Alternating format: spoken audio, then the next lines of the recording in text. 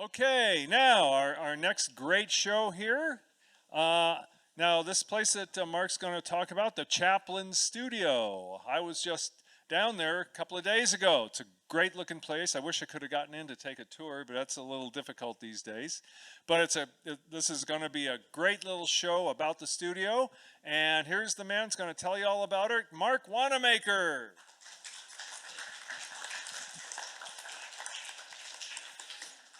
I was going to do this only on the studio, but then many of you haven't seen the Chaplin presentation last year, which is all about the behind the scenes of Chaplin leading up to the studio. So I did it all, and also I was the technical advisor, one of them of course, on the Chaplin film with Robert Downey Jr. So I decided to put all three together. So this is a real treat.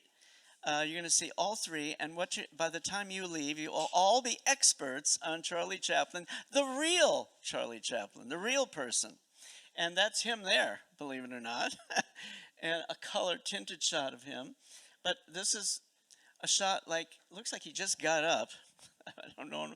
But the whole thing about him is that Charlie Chaplin grew up in London, and it's been written that Charlie Chaplin grew up, in the workhouse like in Charles Dickens and Oliver Twist. It's not the case, as you're going to see in a minute. Because Charlie Chaplin's, remember, I can talk for 5 hours. We do not have 5 hours. So I will just do it, I will do it this cryptically. Is that Charlie, mother had, I think it was like a dementia she had or something. She was a music hall performer, and she was forgetting her lines. She couldn't function. She had 2 boys. She had 3 husbands, you might say, and she had 3 boys. Sorry, Wheeler Dryden. So anyway, the point about this all is that at the time in Lambeth, they had workhouses there, but they were not the Oliver Twist ones.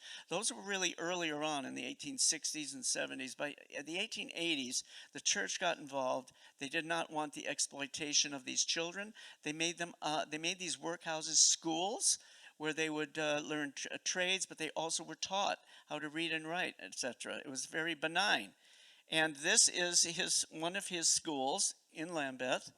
The reason I have these shots, in the 1930s, a company talked to Charlie and said, we'd like to do a documentary about your life in London as a child. And he said, okay, and he gave him all the information to speak to his teachers, the pastor there, the whole works, and they took pictures in about, I think it was 1931. Kevin Brownler told me it's around 1931, and the film was never made. And everything disappeared. And my cousin Eugene and I, we are art researchers in London, and he was at an auction at Christie's, and he says, there's a bunch of these pictures of Charlie Chaplin as a kid and stuff. Do you want them? I said, yes. So he got them for next to nothing. Nobody cared. And among them were these pictures of where Charlie grew up. This is the head of the school. These are from Charlie's own album. Charlie kept this. And he loved this. I forgot his name right now, but anyway, you can see that he was in charge of this. It's like the Salvation Army. They're trying to help the kids. This is where Charlie lived. With the mother, she was helped by the city and the husbands. The problem is with the husbands is that these 3 husbands was not Wheeler Dryden. I forgot Dryden's first name, but one of them was Dryden, another one was Charles Chaplin, and the other one was, I forgot his name right now, Alleman, I think, or something. Maybe somebody can help me on that. But what was that? Leo Dryden, that's right. So anyway, this is one of the places Charlie lived. This is the Evening Institute, it's called. And this is again where the school was. I just noticed. Look at this. It's the silhouette of Charlie as the tramp looking at where he went to school. I just noticed that now. On the big screen, you notice these things. Okay, go ahead. Now look at this. This is so interesting. Let's see if I remember which one was Charlie. I think I marked it. No mustache. I'll have to make a guess that is Charlie there. The kid kind of looking down. Right there. And you see how they're dressed? It's not like Oliver Twist and nothing like this at all. They were well taken care of and very happy, I might add, all of these kids. All orphans mostly, or wards of the government. This is his room. Now, look what they put. They put a contemporary picture of Charlie on the wall, but this is his bedroom that he lived in. Now, Sidney was already working. Remember, Sidney was older. He wasn't around at the time. He was working even as such a young kid. Another shot of the room. Again, his wash basin, towels. Then finally, as we all know, it was Sidney that got a job with Carno Company, and it was Sidney that brought Charlie, little Charlie, over to Fred Carno and said, it's my brother, we have to employ him. I mean, there's no choice in the matter, and he did. And eventually, when Charlie got a little older, he played the famous drunk scene, as you might know in the history of the English musical, in which there's a drunk in the box, and how he is heckling and eventually falls onto the stage. Now, that's no small fall. He had to learn, and Sidney taught him, had to learn how to be like a gymnast to do this without breaking your neck. It was a serious deal. And remember in the film we just saw, remember those guys jumping over that fence? That's not easy to do that. And Charlie did it easily because Charlie taught himself how to dance, how to be a gymnast, how to do this. Same thing with Buster Keaton. Same thing with Stan Laurel. They all learned to be gymnasts. You had to be to do English musical or slapstick comedy. Slapstick means it's famous slapstick from the circus in which clowns made this loud snapping sound. It scared people. But this was all physical comedy. They went on the first tour in America, and there is Stan Laurel and Charlie together. They were good friends. But years later, for some reason, and we don't know all the reasons, they didn't talk to each other again, and we don't know why. I was a personal friend and historian with my friend Richard Bann with Hal Roach for many, many years. Hal knew all of these dynamics, and Hal did not have an answer why they wouldn't talk to each other. But look where they are. They're at the Continental Divide, a Pacific slope on one side and the Atlantic slope on the other one. Now, this is on the tour again. There were two tours, and there's Charlie right in the middle, right there in the tour.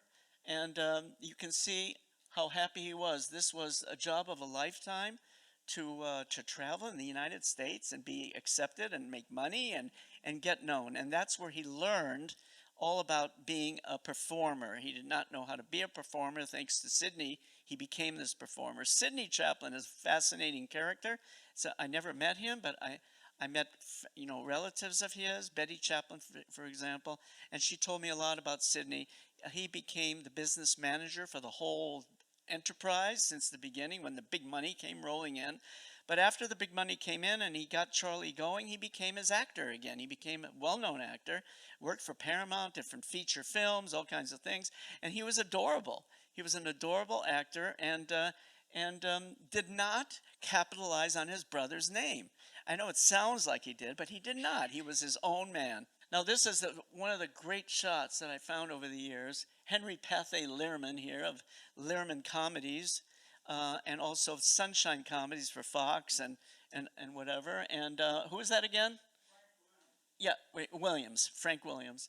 And that's at Keystone. And this shot is, look at this expression. Look at it's a behind the scenes kind of a pose picture, which is classic. And look how clear it is. I had horrible shots for years, and one day this beautiful clear shot came in, and I hit it big. Now, one of the important films that Charlie did was kid auto races at Venice, California. Venice, California was built in 1907 by Abbott Kinney, and it was an attraction of having Venice, Italy in Los Angeles, and it was very successful for quite a while. Then some floods happened and torrential rains and flooded out the canals. They had to clean out the canals, but it never was the same. They built several piers, several burned, so Venice had a very tumultuous history. But Charlie decided with the Keystone Company, let's go on location and shoot among the people. that would be funny, right?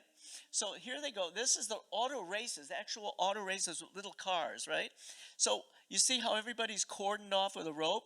Well, the crew, there was about 3 of them, they jumped over the rope before the police could see them. And Charlie did his antics, and the police came, they went back over on the other side and stand there like, no, nothing happened. But they were afraid of being arrested. And in those days, there were no permits and everything. It was really a safety issue. They were worried that they might get hit by the damn cars, right? Now, some of his early roles, before Tramp, he played the policeman here, you can see. And you see this character. He was formalizing his character with the Tramp outfit. And look closely. See, this is such a clear shot. My gosh. You can see every detail of his hairstyle, his mustache. You look at his eyebrows are made up, made darker. And you can see the details of the suit, which of course he rummaged through, let's see, at the studio department. He also went to downtown LA and went to the thrift shops.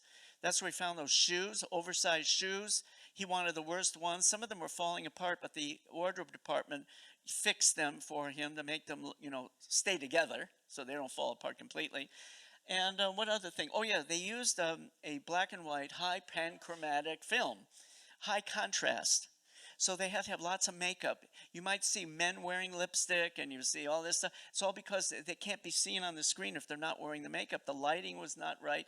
They had used mercury vapor lighting or sunlight diffused and all this. So it's all scientific. This is no easy thing that anybody would develop a character like this.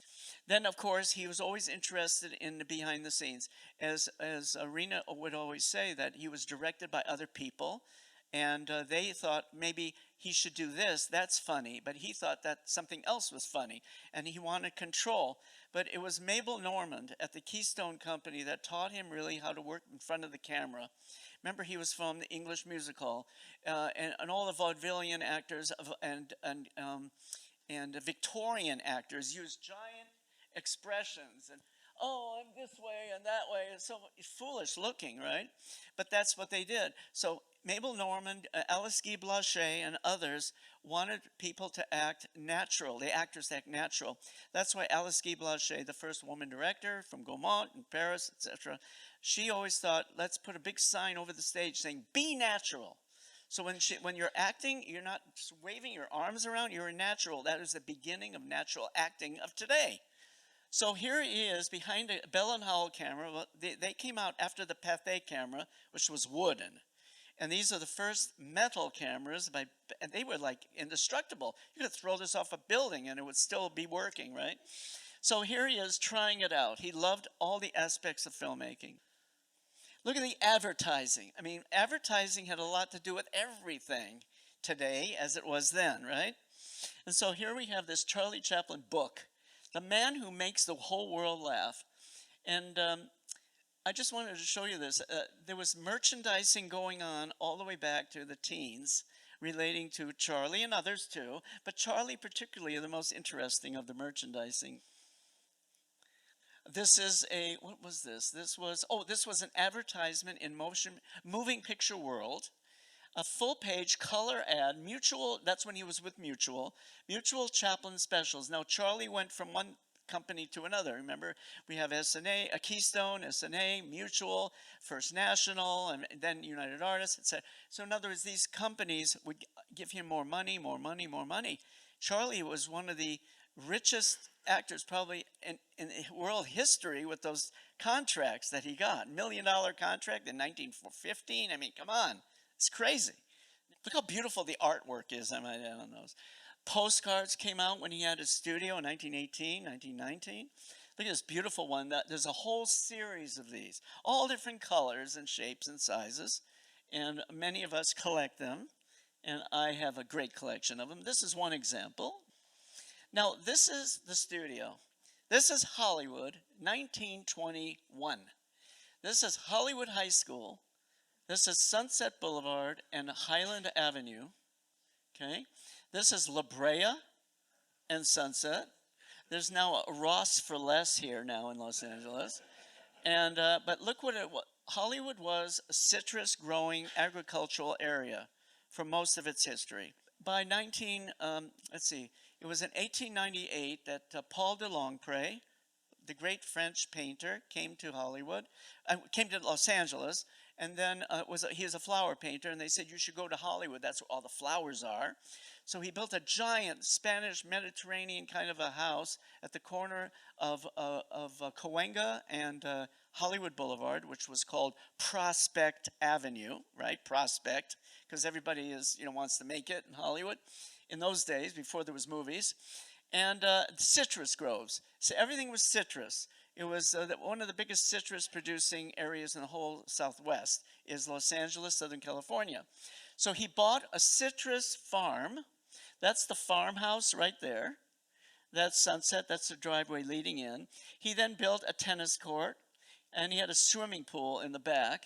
And then what happened was he built the studio here at De Longpre and La Brea. And there's a famous film, which we don't have time to see, but they did a what is it called? Time-lapse film. It shows Charlie and Sidney, and Sidney goes like a magician and there's like a puff of smoke, and Charlie appears, and then the studio starts to be erected in time lapse. It's incredible footage.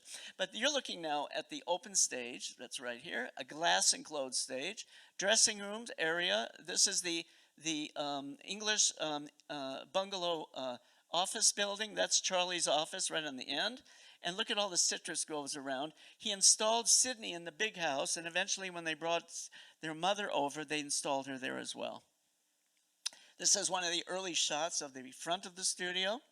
English, of course, English Tudor style, the front entrance in there. And now let's talk real quick. Now, in the 30s, a very dapper man with a cane walked in through the door into the receptionist, and she said, "Can I help you, sir?" And it says, "Yes, I'd like to see Mr. Chaplin. I'm Mr. Chaplin's brother." That was Wheeler Dryden. He hadn't seen him in ever, and so they didn't believe him. And he said, "Go and tell him." So they went and told him. A second later, Charlie was in the lobby, and immediately took him into his office. An hour later, came out. Wheeler was working for him at the studio. Now, look at these candid shots I found. I mean, my God, I still get excited. This is Gwen Pickford. This is Mary Pickford's niece. This is Douglas Fairbanks, Charlie, of course, being photographed by the still photographer here. I don't know who this guy is with the cigar, and I forgot who he's talking to. But anyway, this is at the front gate, and Douglas Fairbanks and Charlie, as you probably know, were very close friends. I mean, to the point of brothers. And there's another interesting thing that Christopher told me. It's about the Jewish theme relating to them all. It's so interesting that Douglas Fairbanks' father was Jewish. And it was said, and Christopher believes it, that Charles Chaplin Sr. was not really the father of Sidney and Charlie. It was the Jewish father, this Alleman character. And you know what? They believe that as well. And Sidney always went that I'm Jewish. But Charlie would never answer that question. People said, "Oh, you're Jewish, you're Jewish, you're Jewish." And he'd say, "I don't believe in all these labels. Stop with all the labels," right? He hated all these labels. But he would give money to the Jewish funds and this and that. And this is so interesting. My mother was a Yiddish scholar. My mother was on the Yiddish stage in New York in the late 20s and early 30s. She knew all these actors. They had Yiddish plays, which were very important. Yiddish is the Germanic Hebrew language of the Jews of Germany and in Europe. And get this, she gave me this book, printed in 1931, Chaplin and the Yiddish Theater. And I went, "What's this?" And in it, every year when Charlie would go to New York, he'd visit, see the plays, visit with the actors, and the whole book is on there, showing him with them pictures. And I said, what is going on here?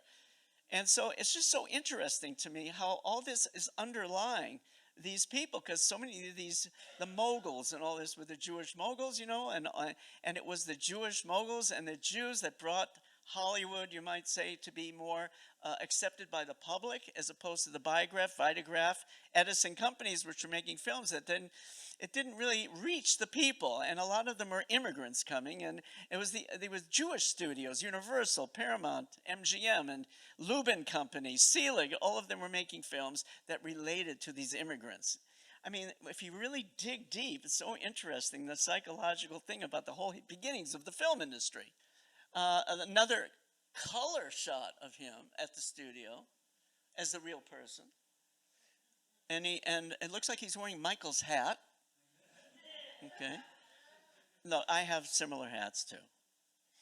Now, when United Artists was formed, 1919, they did a whole publicity deal. This is at the Chaplin Studio here. There's Mary and Doug, and they're holding Charlie up because they signed the papers. Now, Douglas Fairbanks was at the Clune Studio at the time. First of all, Doug and Mary were at Paramount. The famous players Lasky, Paramount. The Lasky Studio, the Squaw Man, Cecil B. DeMille, they were all very close. So when they formed United Artists, they split aside. Doug had his own studio called the Clune Studio. Today, the Clune Studio is the Raleigh Studio. Today, I was at Raleigh Studio myself for 40 years. I can't believe it, since I was 5. See, I went on quickly after that. That joke, sometimes people get it, you know. So anyway, again, these are snapshots that I think some of these came from Betty Chaplin, from her photo albums, because she was the cousin of Chaplin. And it's just, I forgot who these are, but that's Doug right there. You can see his back a little bit. And these are visitors. He had a line of visitors coming there from around the world. Famous people, celebrities, business people, religious people. Everybody came to see Charlie Chaplin Studio. And look at that. This is it in about 19, it was built in 18. It's about 1919, 1920. This is La Brea looking up the street. Sunset's right up here. The big house is up there. Tennis courts right on the side. But look at the English architecture. Isn't it quaint? And this was typical of Los Angeles for years, is that Los Angeles had this fantasy architecture all over the place. And some of you might know about the Witch's House in Beverly Hills.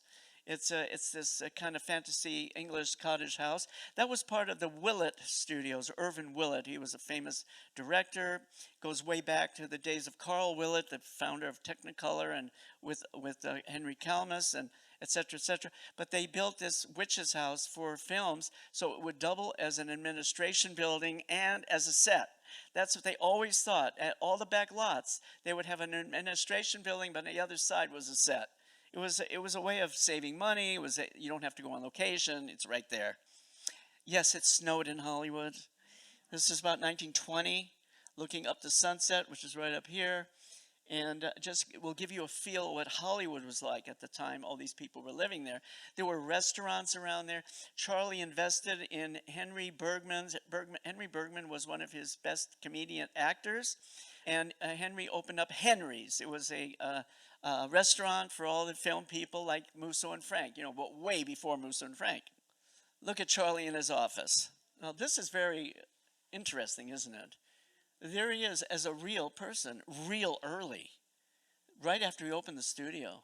Here's his telephone, his roll-top desk. Look how he's dressed. Everybody dressed. Women dressed up, the men dressed up, no matter if you were a cameraman. Even the painter was wearing a smock, a white coat or something, had a tie on and a hat. Now, when the war came, Mary Pickford, Doug Fairbanks, Charlie, they were all involved in bonds, sales of bonds.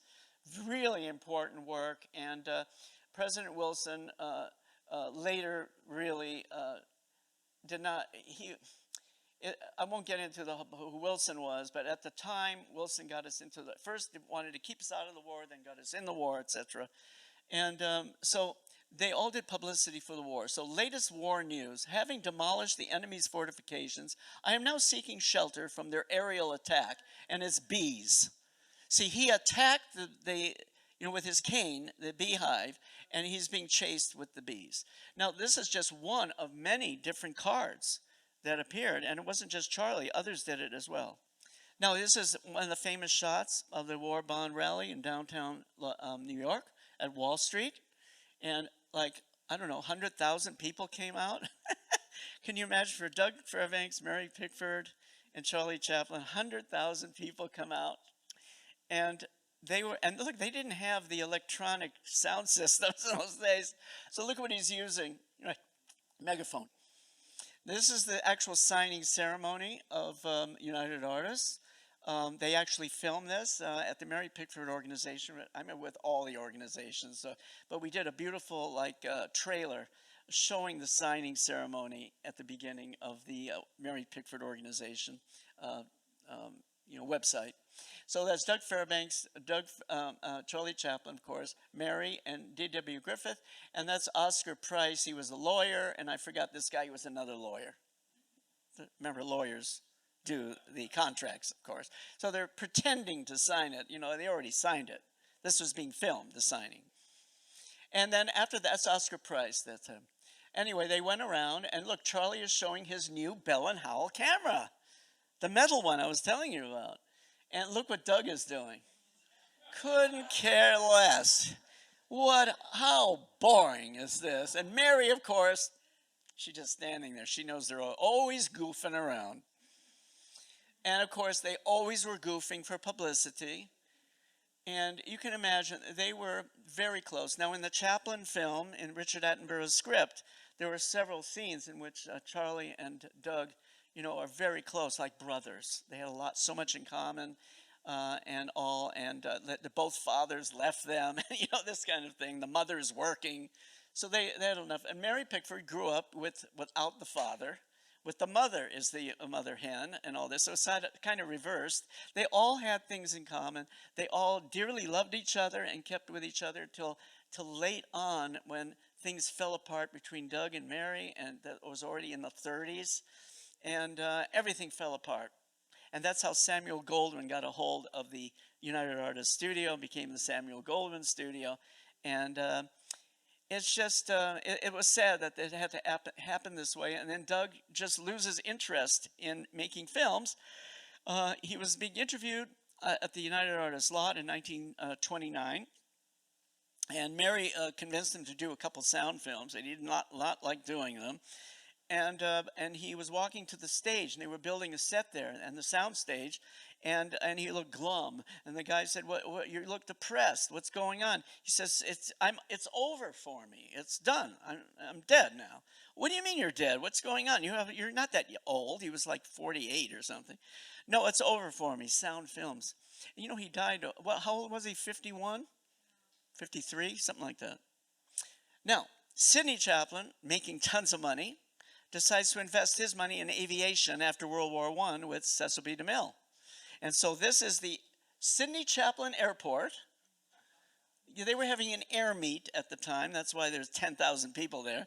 But this is at near the corner of Fairfax Avenue and Wilshire Boulevard, where the May Company is, where the Academy Museum is.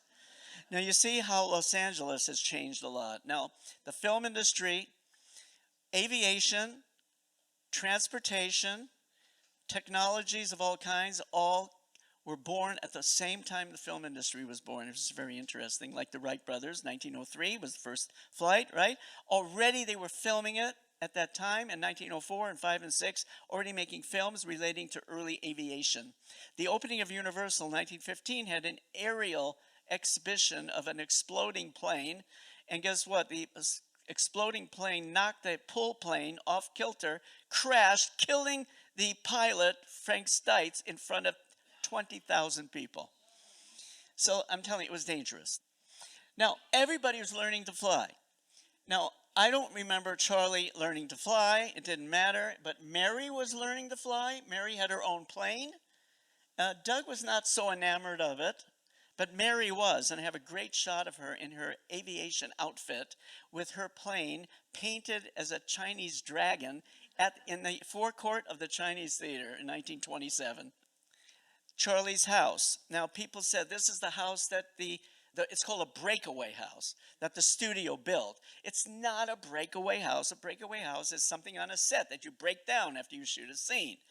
But basically, he built this Italian kind of building, and then he had the studio decorators come in. And yes, the studio people decorated the inside. He had an organ in there. It was a beautiful little place, not so little. And this is the front here. I have pictures of Churchill standing out here with Chaplin in front gates. And I told my story last night, right? Remember, I was taking the two daughters up and Betty Chaplin up that driveway. And there's the aerial shot. See, when you come to aerials, my God, I love them. There's Pickfair. This is 1923, I think. And there's Charlie's house. Why? Because Doug Fairbanks wanted Charlie to live near him. So Charlie was living at the time he was at the Ambassador Hotel, he was at the LA Athletic Club, and then he moved in with the Theosophical Society head, who was a friend of his. Mary Astor's father was the head of the Theosophical Society. See how film industry is intertwined with everything? And then Doug convinced them to move to Beverly Hills. Everybody wanted Doug in Beverly Hills. There were a few actresses and others, Charles Ray, others that were there before Doug, but Doug was a superstar.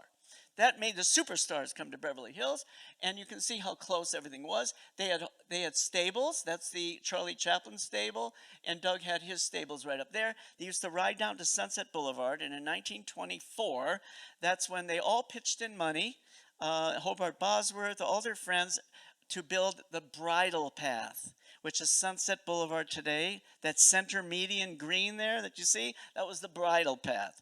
So all the people, the Hellmans of downtown LA, of the merchandising people and everybody had horses and everybody had horse shows in Beverly Hills. This was like the East Coast. That's what they wanted, like an East Coast kind of, like Vanderbilt Estate kind of a horse show thing. Now back at the studio.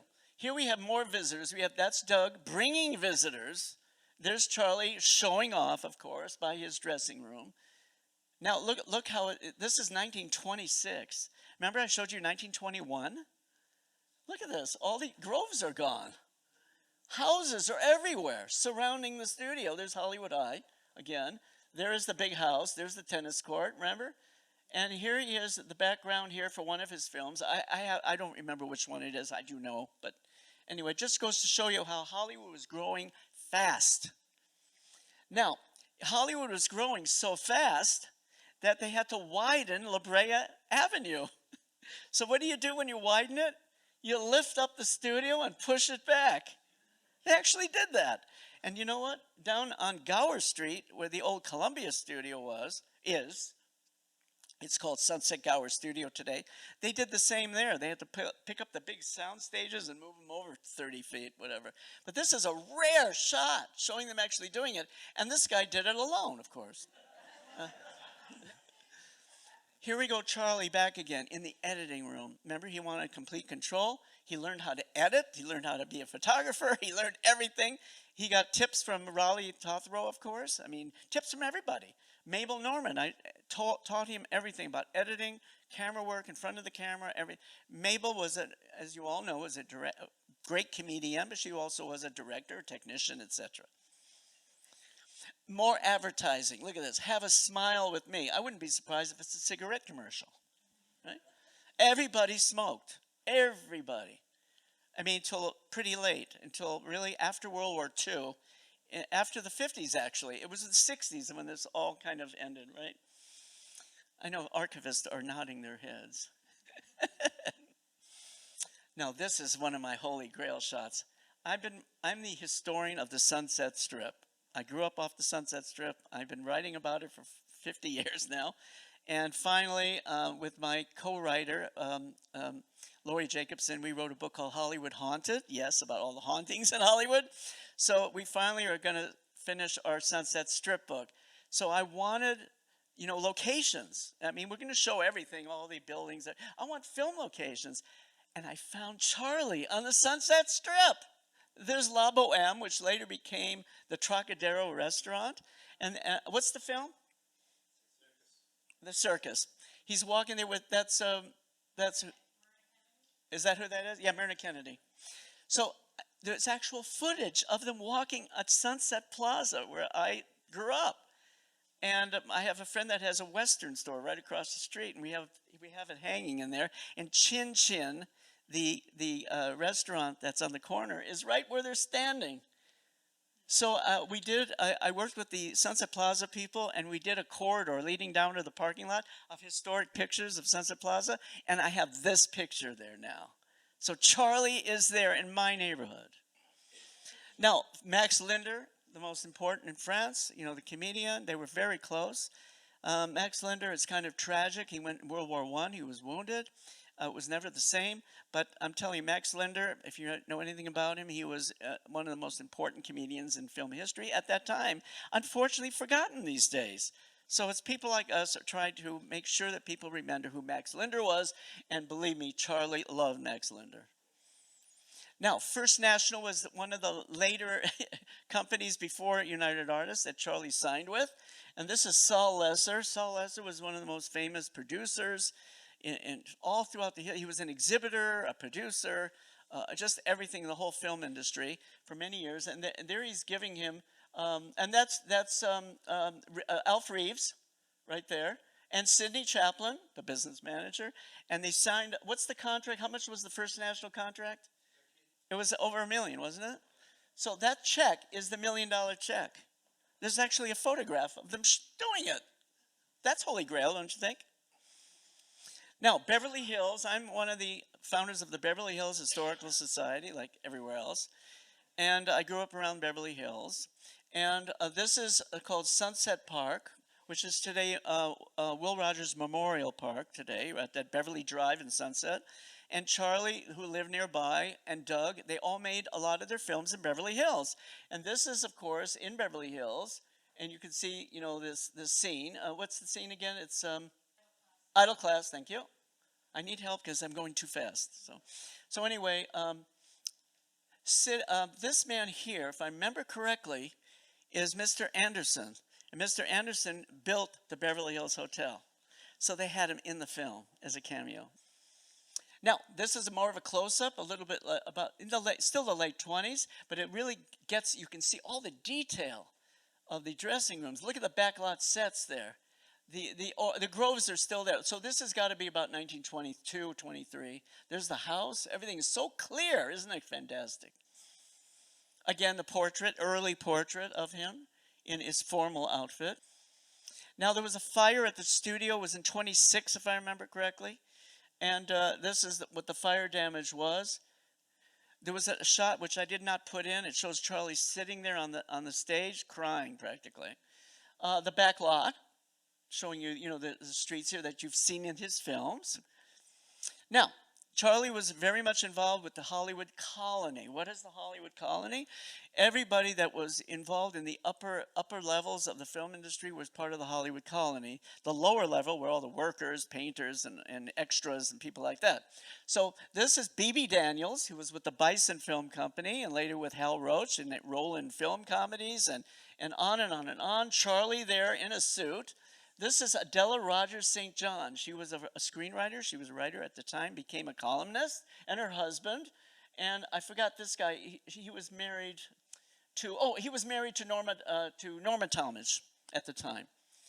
So so this is the Santa Monica beach house of B.B. Daniels. Everybody was buying beach houses and doing it because Marion Davies, who was with Randolph Hearst, built the biggest beach house in the history of Los Angeles, 5-story giant mansion right on the beach.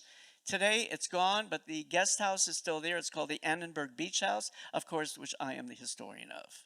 And I go there every Friday and have lunch there at a little cafe on the beach called Back on the Beach. And I just finished a new book. I'm plugging it now, called Hollywood on the Santa Monica Beach, which is in the store over there. That's Marion, of course, very close with Charlie. Now we're going to get into the false scandal in which Charlie Chaplin was the intended target to be killed by William Randolph Hearst. You might have seen the horrendous film called The Cat's Meow, which we won't talk about. And, of course, none of this is true. Thomas Ince was supposedly the catalyst of all this. Thomas Ince, if you know anything about him, I won't go. It's a whole nother lecture. But he's one of our earliest pioneers who died young, 43 years old. And he's the one that started with the Bison Film Company. And he's the one that employed the early Indians in films, real Native Americans. And at Inceville, which burned in the Pacific Palisades fire just recently, luckily there were sets there that were long gone. That came in an earlier fire in 1932. By the way, these fires, Pacific Palisades, and what you've heard recently, nothing new. From in the teens, actually in the 1880s, 1890s to 1900s, all the way up, there were catastrophic fires, wildfires, all through Southern California. It's because the forest and the brush were not cleaned. A lightning strike hits, etc. Whatever happens, there's no stopping these fires until we clean it out, and which they're, by the way, starting to do now, a little late. So anyway, this is at the Mayfair Club party. Mayfair Club was a fundraiser. Norma Talmadge, Constance Talmadge, Marion Davies, and all the other girls, Ruth Rowland, all the action stars of the silent film era, the women, were fundraising for charity. This is another charity ball. This is, of course, William Randolph Hearst. Charlie thought he would do a film about Napoleon. It never happened. I thought that would have been great. Remember, he did Hitler, so you could do Napoleon, right? This is a baroness from Europe. I forgot her name. And Mary and Doug. This is another Mayfair fundraiser with Charlie as a, looks like a toreador or something. And these are barons and baronesses, etc. that come over. He hobnobbed with the blue bloods and the aristocrats, which he always wanted to do. Here's a kid that came from Lambeth with nothing at the workhouse, right, at the workhouse in London. And look at him now, meeting the Queen of England. And it's just amazing story. Look at this. This is the advertising for the music. Now, Charlie's self-taught violin, piano. You know that he formed his own music company early on. I forgot the date, but it was in the teens. In New York, he had people handling it for him. And he wrote this music and he did all this. I mean, no training. That shows you what kind of a man he was. He was definitely a prodigy. No question about it. So look at the advertising for the Jitney Bus. Words by Edith Maida Lessing, author of OU Circus Day, music by Roy Ingram. So, and Charles Chaplin in the Jitney Bus elopement. So they were advertising the film and the music. This is at San Simeon. We all know about San Simeon and the Hearst Castle, of course. Charlie was a regular there. And this is Marion and Charlie and her dog. I forgot the dog's name. There's another dog here, little dachshund. And they had the time of their life. And when all this ended, when Hearst died, 1951, I think it was, and Mary and Doug split. And I mean, Marion was married, when Hearst died, she married one of the business managers of Hearst. And guess what? He looked just like Hearst. He married her as a support animal. I'm not joking. She was depressed as hell, drinking already, and she died young. So it's, and Mary too. Luckily I met Mary, but she was in bed and she was very old. But all their lives ended of a life that is fantasy tale that you can't even dream about, of the people they met, the money they made, the things they did, the accomplishments. Unbelievable. This is on whose yacht is this? That's Thomas Ince's yacht. That's Thomas Ince, Samuel Goldwyn, Charlie, close friends. And all of them close to Carl Laemmle of Universal Formation. Carl Laemmle was the Uncle Carl to everybody. So the film industry colony was all very close. And when you get into the religious aspects of it, there was a church that came here with Reverend Dodd in 1921, I think it was. I think he was, I forgot which denomination, not Catholic, it was something else. And he wanted to have a Hollywood church, right, for the people that were religious. They used to be religious at that time. So guess who put up the money? Louis B. Mayer, Irving Thalberg, all the Jews put up the money for the damn Hollywood church, which still exists on Hillhurst in Hollywood. And then, of course, the Wilshire Boulevard Temple. Edgar Magnan was close friends with all the people that worked with DeMille and the King of Kings and the Ten Commandments. I'm telling you, this whole community was very close-knit. Very interesting, isn't it? Now, several of the heads of United Artists and MGM, etc., decided they wanted to develop the west side of Hollywood Boulevard. There was no Hollywood Roosevelt. There was no Chinese theater. They decided to form the Academy Motion Picture Arts and Sciences, which Charlie and all of them were a part of. So get this. So they decide to build a giant hotel, the Hollywood Roosevelt, and a big theater to show the Academy Awards films in, the Chinese Theater. Sid Grauman was from San Francisco with his father. They came after the earthquake in 1906. They came down here, and Sid, as a young kid practically, was a showman, and he built three of the most important theaters in downtown LA, the $1 Million, the Metropolitan, and one other one downtown. I can't remember right now. So anyway, this is the groundbreaking for the Chinese theater in Hollywood, 1927. That's Norma Talmadge, Anna May Wong, that's Conrad Nagel, thank you, and that's Sid Grauman, who's close friends with Charlie. And remember this Jewish thing, that's coming under. They kind of gravitated together. We're persecuted Jews, right? So here they are here. And they did this, and it became one of the most important theaters in the whole world, which still is today. I know it's funny. That's Charles K. Arthur. He was a vaudevillian, English musical comedian who was a close friend of Charlie's. He got a contract at Paramount in 1923. Came out here to the Lasky Studio on Vine and Sunset, and immediately was put into several films. But his wife was an artist and a sculptor. Melba, her name was. And DeMille said, I'm going to be doing the Ten Commandments. I need a sculptor to sculpt all the Egyptian sets. The sphinxes and all this. She did it. And I have her mold, and I have the original mold of the Sphinx, which I've now given to the Dunes Museum in Guadalupe, California, which is Santa Maria. And that's where all the sets are buried there on the Guadalupe sand dunes. And we're digging out Sphinx heads now and everything. We have a museum there.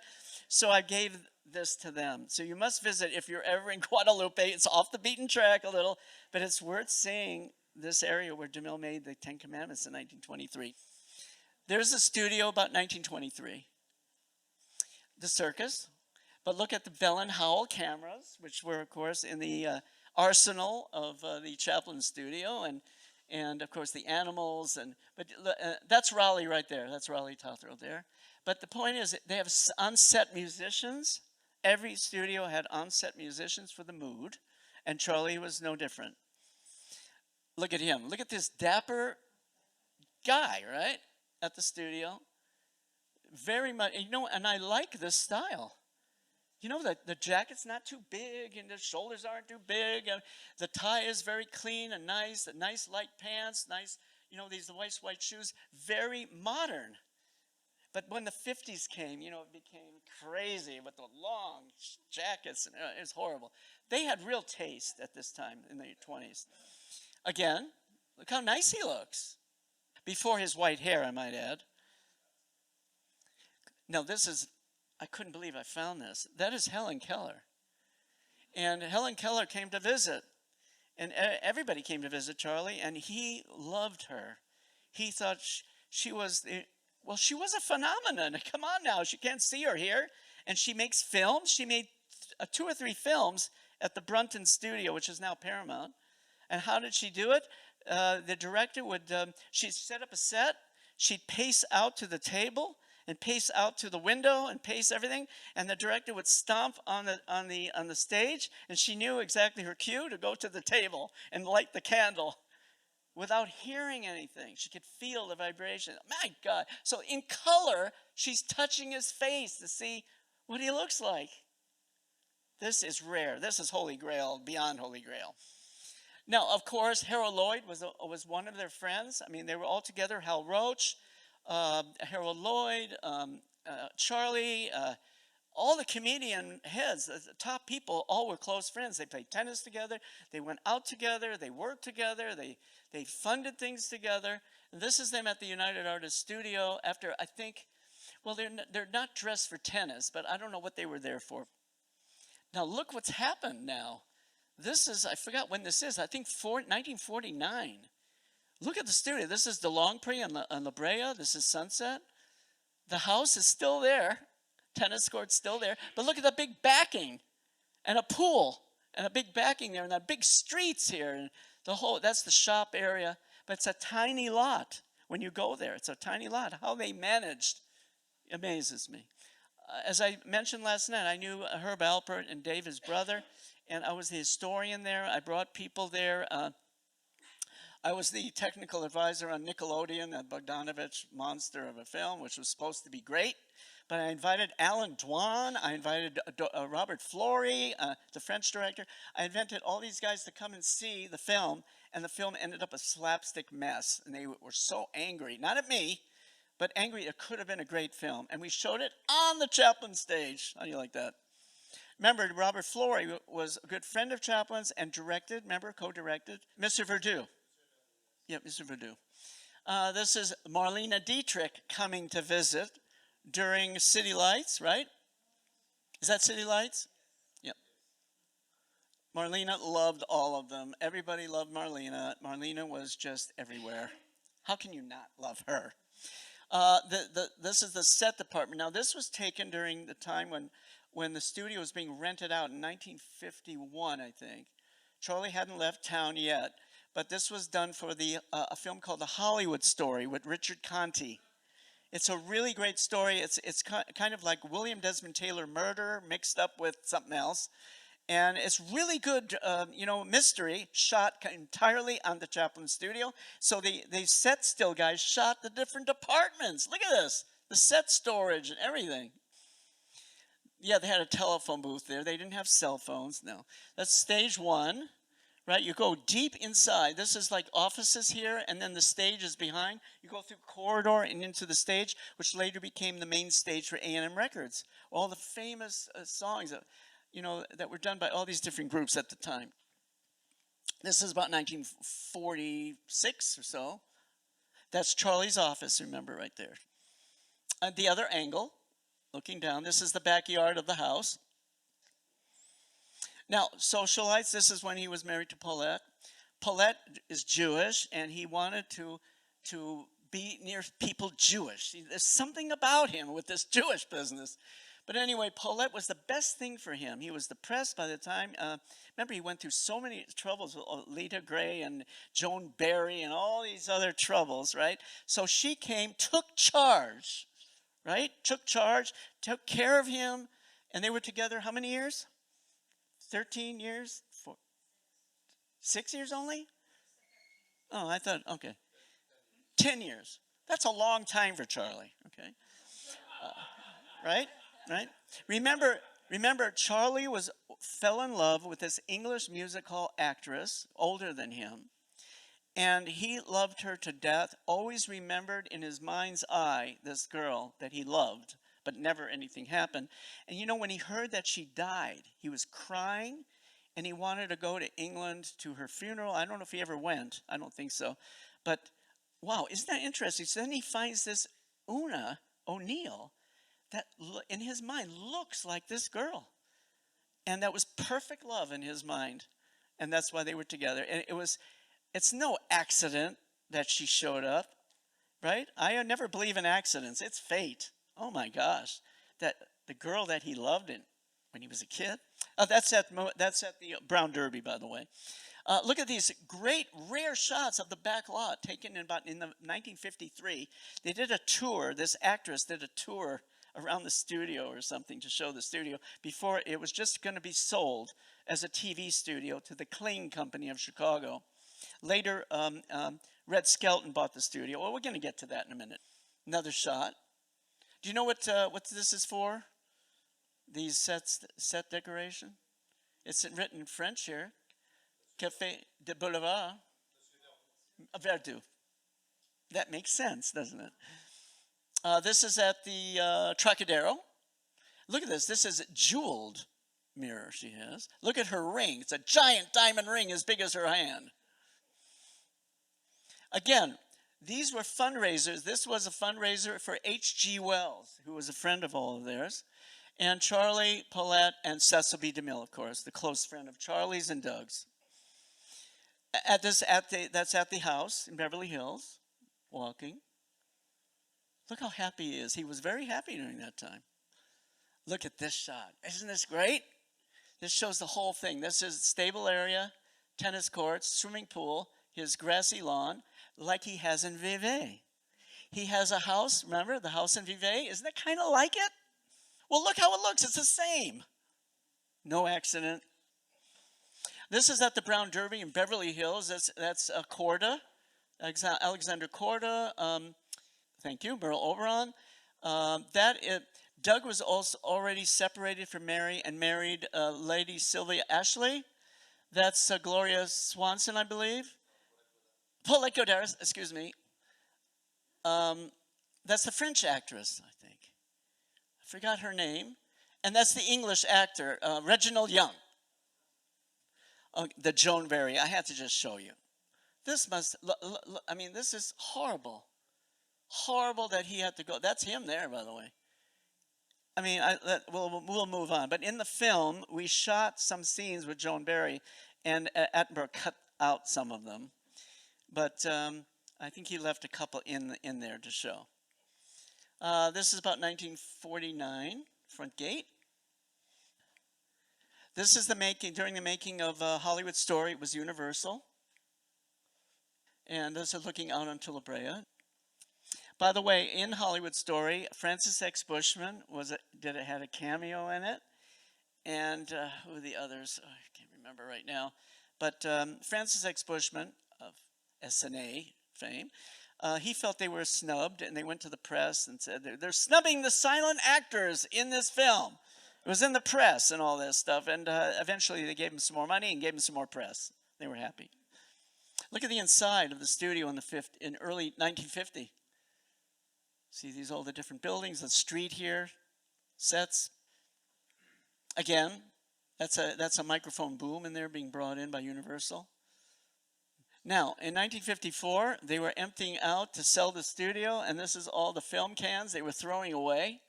And that's this, I think she's a French actress, I can't remember now, or English, French or English. And she's showing you around the studio. And this is where Charlie worked. And then they went to the back and saw all the film cans being thrown out.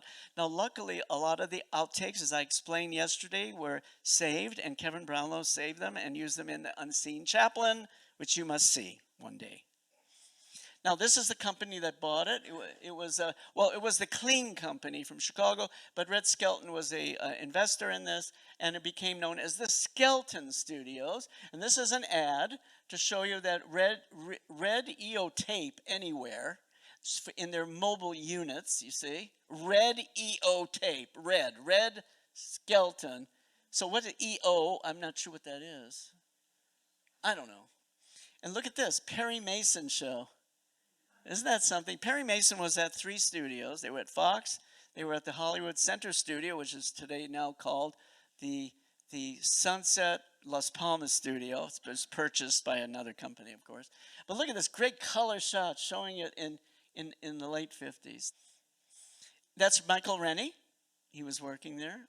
I didn't have time to color correct it, but it's just nice having Michael Rennie, who I love, there. You might remember him in The Day the Earth Stood Still. Okay.